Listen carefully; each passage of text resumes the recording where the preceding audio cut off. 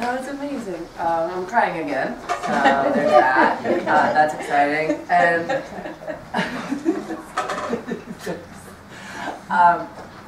actually, while Mahogany was reading, it reminded me of the story I was talking about. Mahogany, you missed this, but that the burning, when everybody was throwing in their albums, and I say everybody, it was all the white kids. It wasn't everybody in town. Because my hometown is one of those places that's very strictly separated. There's a literal railroad track, and my hometown was originally founded by Union soldiers after the Civil War.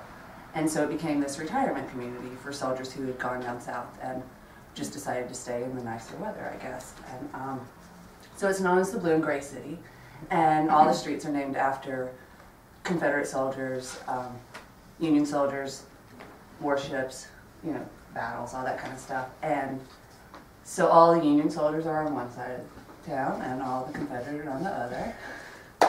And so all the black people are on the Union side of town and all the white people are on the Confederate. And it's this really still strict community that in the last year they still had segregated proms. And I think they have 3 proms now, because there's the black prom, the white prom, and now they have one that's school sanctioned, that everyone of course goes to because it's the parents who are keeping things separate. But I had my high school reunion a few years ago, and I was talking to some girls who were black, and we had grown up, you know, all together, and I was talking about some of the local places, like Lake B was where everybody would go. It was the roller rink in town, and Crystal Lake was the little beach area where they had water slides and that kind of stuff. And I was like, yeah, you know, it was always so great. And they're like, we didn't go there. We weren't ever allowed to go there. And I didn't realize that we had lived such separate lives.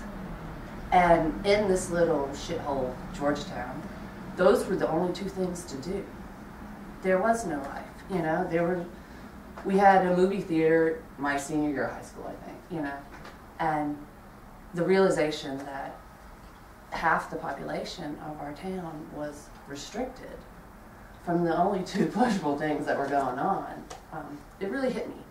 And I've had this awareness, and so again on Facebook, you know, I have these friends from Georgia who are still living there and living that.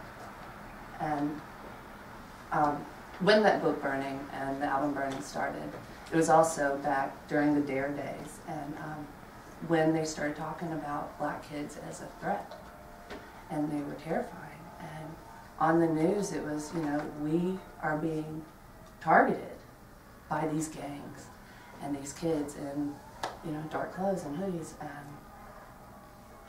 I think it's been an active, thought out process, and it's really scary. I just was thinking about that. So.